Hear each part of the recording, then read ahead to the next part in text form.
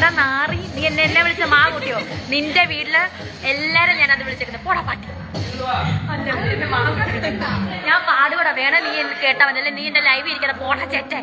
ആളുകളെ എങ്ങനെയെല്ലാം വെറുപ്പിക്കാമോ, അതിന്റെ പീക്ക് ലെവല് ഏതറ്റം വരെ പോകാമോ ആ അറ്റവും കടന്നു പോയിരിക്കുന്ന ഒരു വ്യക്തിയാണ് രേണു എന്ന് പറയുന്ന വ്യക്തി എന്ന് പറയുന്നത്. പുള്ളിക്കാരത്തിക്ക് പറയുന്നത് എന്താണ്, പുള്ളിക്കാരത്തിക്ക് ചെയ്യുന്നത് എന്താണ്, അല്ലെങ്കിൽ പുള്ളിക്കാരത്തി ഇനി എന്തൊക്കെയാണ് ഈ പറയുന്ന രീതിയിൽ ഓൺലൈൻ മീഡിയാസിലും അതോടൊപ്പം തന്നെ സ്വന്തമായിട്ടുള്ള വീഡിയോ ക്രിയേറ്റ് ചെയ്തിടുന്നതിലൊക്കെ തന്നെ കാണിച്ചു കൂട്ടുന്നതെന്ന് പുള്ളിക്കാരത്തിക്ക് തന്നെ ഒരു പിടുത്തമില്ല. എന്തൊക്കെയോ കാട്ടിക്കൂട്ടുന്നു, അതോടൊപ്പം തന്നെ സോഷ്യൽ മീഡിയയിൽ നിന്നും അങ്ങേയറ്റം നെഗറ്റീവായിട്ടുള്ള സംഭവങ്ങളായി മാറിക്കൊണ്ടിരിക്കുന്നു. ഇതിനൊരു അന്ത്യം കുറിക്കണമെന്നോ അല്ലെങ്കിൽ ഇതിൽ നിന്നൊരു ചേഞ്ച് വേണമെന്നോ സ്വയമേ ഒരു തരത്തിലുമുള്ള ചിന്ത രേണുവിനും ഇല്ല. തനിക്ക് ഈ നെഗറ്റീവ് കൊണ്ട് നിലവിലത്തെ സാഹചര്യത്തിൽ ഒരു റീച്ച് ഉണ്ടാക്കാൻ പറ്റൂ എന്നുള്ള ആ ഒരു ബോധ്യത്തിൽ, ആ ഒരു ഫ്ലോയിൽ അങ്ങനെ നീങ്ങിക്കൊണ്ടിരിക്കുന്ന ഒരു വ്യക്തിയാണ് ഇപ്പോൾ രേണു എന്ന് പറയുന്ന വ്യക്തി. പക്ഷേ അതിനിടയിൽ രേണുവിന് കിട്ടിയ ഒരു പണി എന്ന് പറയുന്നത് ഈ പറയുന്ന രീതിയിൽ ഒരു കേസ് സൈബർ സെല്ലിലും അതോടൊപ്പം തന്നെ എക്സൈസിലും പോകുന്ന തരത്തിലോട്ട് പരാതി പോയിട്ടുണ്ടായിരുന്നു. അപ്പോൾ അത് കേസെടുക്കുന്ന തരത്തിലോട്ട് കാര്യങ്ങൾ മാറിയിട്ടുണ്ടായിരുന്നു. ആ വിഷയത്തിൽ പലതരത്തിലുള്ള ചർച്ചകൾ നമ്മൾ തന്നെ സോഷ്യൽ മീഡിയയിൽ കണ്ട ഒരു കാര്യം തന്നെയാണ്. അതിൽ തന്നെ രേണു എന്ന് പറയുന്ന വ്യക്തിക്ക് നല്ലൊരു ഫൈൻ കിട്ടാനായിട്ടുള്ള ചാൻസ് നിലവിലുണ്ട് എന്നത് നമ്മൾ അറിഞ്ഞിട്ടുള്ള ഒരു കാര്യം തന്നെ ആയിരുന്നു. അതോടൊപ്പം തന്നെ ഒരുപാട് പേര് പറഞ്ഞിട്ടുള്ള കാര്യം തന്നെയായിരുന്നു. ആ ഫൈൻ പ്രതീക്ഷിക്കുന്നതിലും അപ്പുറമുള്ള ഒരു തുകയാണോ എന്നതാണ് ഏറ്റവും വലിയ ഒരു ചോദ്യം എന്ന് പറയുന്നത്. പലരും പല തന്നെയാണ് പറയുന്നത്. അതായത് ചിലർ പറയുന്നുണ്ട് 1 ലക്ഷം രൂപയാണെന്ന്, 10 ലക്ഷം രൂപയാണെന്ന്. അതോടൊപ്പം തന്നെ ഞാനിപ്പോൾ കണ്ട ഒരു കാര്യമാണ് 50 ലക്ഷം രൂപ വരെയും ഫൈൻ ഈടാക്കാനായിട്ടുള്ള ഒരു സാഹചര്യം ഉണ്ട് എന്ന തരത്തിലും പലതരത്തിലുമുള്ള പോസ്റ്റുകൾ ഇപ്പോൾ സോഷ്യൽ മീഡിയയിൽ കാണുന്നുണ്ട്, പലരും പറയുന്നുമുണ്ട്.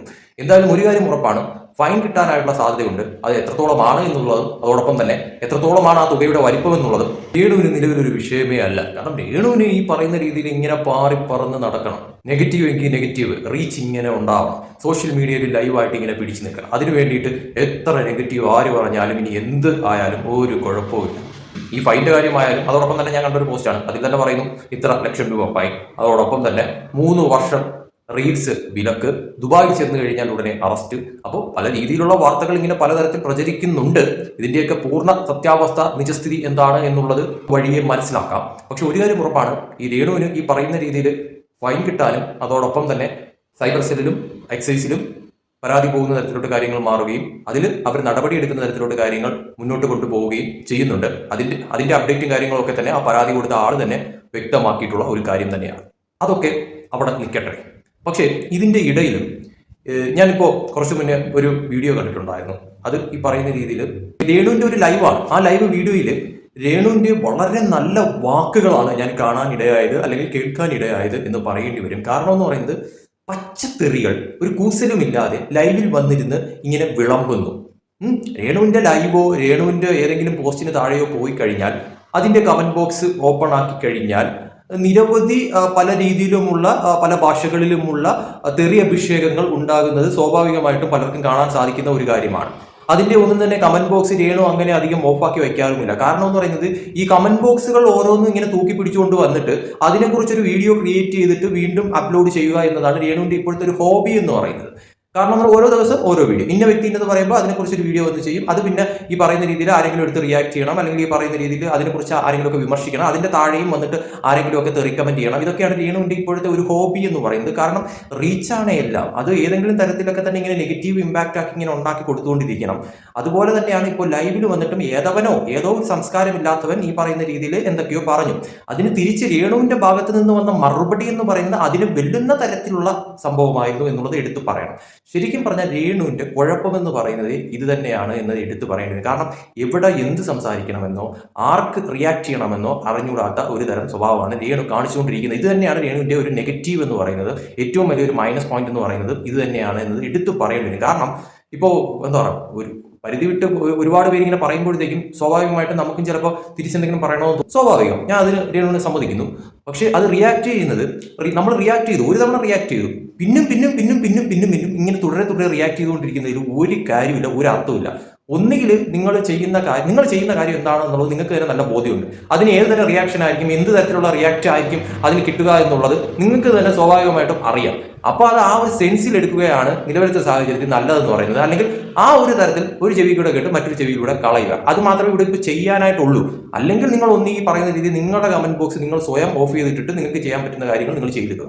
അതുമല്ല കമന്റ് ബോക്സ് ഓൺ ആക്കിയിട്ടിട്ട് നിങ്ങൾക്ക് നല്ല അഭിപ്രായങ്ങൾ മാത്രമേ അതിൻ്റെ അകത്ത് വരാവുള്ളൂ എന്ന് പറഞ്ഞാൽ നിങ്ങൾ ചെയ്തിരുന്ന കാര്യവും അത്രയ്ക്ക് നല്ല കാര്യങ്ങളായിരിക്കണം. അല്ലാതെ ഇമാതിരി കാട്ടവരാத കാര്യങ്ങളൊക്കെ ചെയ്തിട്ടിട്ട് അതിന് നല്ല രീതിയിലുള്ള കമന്റും കാര്യങ്ങളൊക്കെ വരണമെന്ന് പറഞ്ഞു കഴിഞ്ഞാൽ കേരളത്തിലെ ജനങ്ങളാണ്, അവരെ ഒന്നും പറഞ്ഞിട്ട് ഒരു കാര്യമില്ല ശരിക്കും പറഞ്ഞാൽ. പിന്നെ ഈ ഓവറായിട്ട് ഈ പറയുന്ന രീതിയിൽ അനാവശ്യമായിട്ടുള്ള കാര്യങ്ങൾ പറയുന്നതിനോട് എനിക്ക് യോജിപ്പില്ല. അതിന് നിങ്ങൾക്ക് റിയാക്ട് ചെയ്യാം, സ്വാഭാവികമായിട്ട് നിങ്ങൾക്ക് റിയാക്ട് ചെയ്യാം. പക്ഷെ ആ റിയാക്ട് ചെയ്യുന്നതിലും ശരിക്കും പറഞ്ഞാൽ ഒരു മാന്യത ഉണ്ടാവേണ്ടത് അനിവാര്യമാണ്. കാരണം ഇങ്ങോട്ട് സംസ്കാരം ഇല്ലാത്ത തരത്തിലാണ്, പക്ഷെ നമ്മൾ തിരിച്ചും അതുപോലെ റിയാക്ട് ചെയ്ത് കഴിഞ്ഞാൽ അവർ നമ്മൾ തമ്മിൽ യാതൊരു വ്യത്യാസമില്ല. ഇപ്പം നിങ്ങളും അങ്ങനെ റിയാക്ട് ചെയ്തു, ഓക്കെ ശരി, സമ്മതിച്ചു. ഒരു തവണ നിങ്ങൾ റിയാക്ട് ചെയ്തു, ഇത് നിങ്ങൾ തുടരെ ഇത് തന്നെയാണ് റിപ്പീറ്റ് ചെയ്തുകൊണ്ട് പോയിക്കൊണ്ടിരിക്കുന്നത്. എന്ത് കാര്യമാണ് അതിലുള്ളത് ശരിക്കും? നിങ്ങൾക്ക് തന്നെ നെഗറ്റീവ് ഇങ്ങനെ ഉണ്ടായിക്കൊണ്ടിരിക്കുക അല്ലാതെ അതിന് പ്രത്യേകിച്ച് ഗുണമൊന്നുമില്ല എന്നുള്ളത് നിങ്ങൾക്ക് തന്നെ നല്ല രീതിയിൽ അറിയാം. അപ്പോൾ ഇതിന് ഒന്നിലും ഒരു കടിഞ്ഞാനിടുക, അത് നിങ്ങൾ വിചാരിച്ചാൽ നടക്കുമായിരിക്കാം, പക്ഷെ നിങ്ങൾ അത് വിചാരിക്കത്തില്ല.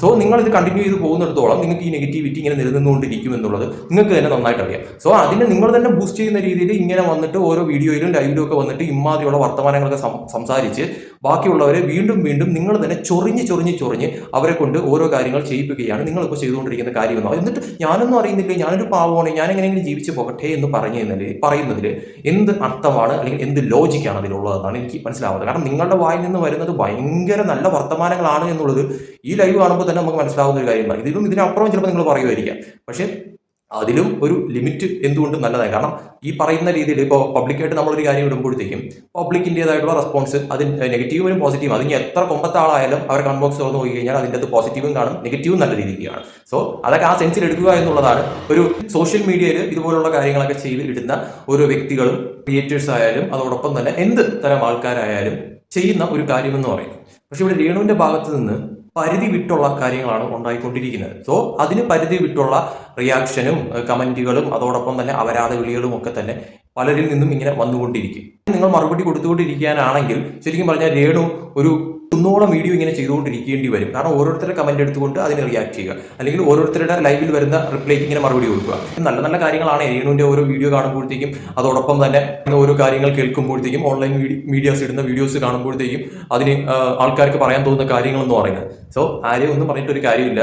ഓരോ പ്രവൃത്തി അനുസരിച്ചായിരിക്കും നമുക്ക് തിരിച്ചു കിട്ടുന്ന ഒരു റിയാക്ഷൻ എന്ന് പറയുന്നത്. അത് എന്തായാലും അത് അക്സെപ്റ്റ് ചെയ്ത് മുന്നോട്ട് പോവുക എന്ന് മാത്രമേ ഉള്ളൂ. നിലവിൽ ഈ പബ്ലിക്കായിട്ട് നമ്മൾ ഓരോ കാര്യങ്ങൾ ചെയ്യുമ്പോഴത്തേക്കും അത് അക്സെപ്റ്റ് ചെയ്തുകൊണ്ട് മുന്നോട്ട് പോവുക എന്നത് മാത്രമേ ഉള്ളൂ നിലവിലത്തെ ഒരു സിറ്റുവേഷൻ അനുസരിച്ച് ചെയ്യാൻ പറ്റുന്ന ഒരു കാര്യം എന്ന് പറയുന്നത്. ഇതുപോലുള്ള കാര്യങ്ങൾ ചെയ്യാതിരിക്കുന്നതായിരിക്കും ഏറ്റവും കൂടുതൽ നല്ലത്. അതെന്താ രേണുവിനെ കൊണ്ട് പറ്റത്തില്ല. സോ അത് അക്സെപ്റ്റ് ചെയ്ത് മുന്നോട്ട് പോവുക, അത്രേ ഉള്ളൂ കാര്യം എന്ന് പറയുന്നത്. നെഗറ്റീവ് ഉണ്ടാക്കിയിട്ട് അതിന് പിന്നും ആ നെഗറ്റിവിറ്റി ഇങ്ങനെ കൂട്ടിക്കൊണ്ടിരിക്കുക എന്ന് പറയുന്നത് ശരിക്കും പറഞ്ഞാൽ അത്ര നല്ലൊരു കാര്യമല്ല. അത് ഇപ്പോൾ നിങ്ങൾക്ക് അത് എന്തോ ഒരു സംഭവമായിട്ട് തോന്നും, പക്ഷേ കുറെ കഴിയുമ്പോഴത്തേക്കും നിങ്ങൾക്ക് തന്നെ തോന്നും നിങ്ങൾ ചെയ്ത കാര്യം എത്രത്തോളം തിരിച്ചടിയായിട്ട് വരുന്ന തരത്തിലുള്ള കാര്യങ്ങൾ എത്തുമെന്നുള്ളത്. അതിന് കാര്യങ്ങളൊക്കെ ഉള്ളാടെ കാര്യങ്ങൾ പല രീതിയിൽ ഈ പറയുന്ന രീതിയിൽ ഇപ്പോൾ കേസിന്റെ കാര്യമായാലും അതോടൊപ്പം തന്നെ രേണുവിന്റെ കാര്യങ്ങളൊക്കെ തന്നെ ആയാലും അത് പരാതികൾ പല രീതിയിൽ ഈ പറയുന്ന രീതിയിൽ നിയമപരമായിട്ട് തന്നെ പലരും നീങ്ങുന്നുണ്ട്. അതിൽ രേണു എന്ന് പറയുന്ന വ്യക്തിക്ക് ശരിക്കും പറഞ്ഞാൽ പെണ്ണുങ്ങളാണ് ഏറ്റവും കൂടുതൽ എഗെയിൻസ്റ്റ് ആയിട്ട് പല രീതിയിൽ വരുന്നതെന്ന് പറയുന്നത്. കാരണം രേണുവിനെതിരെ സംസാരിക്കുന്ന അല്ലെങ്കിൽ രേണുവിനെ അങ്ങേയറ്റം പറഞ്ഞുകൊണ്ട് വീഡിയോസ് ചെയ്യുന്നതായാലും അതോടൊപ്പം തന്നെ രേണുവിന്റെ കമന്റ് ബോക്സ് നോക്കുമ്പോഴായാലും ഒരുപാട് സ്ത്രീകൾ രേണുവിനെതിരെ തിരിഞ്ഞ് സംസാരിക്കുന്നുണ്ട് എന്നുള്ളതാണ് യാഥാർത്ഥ്യം.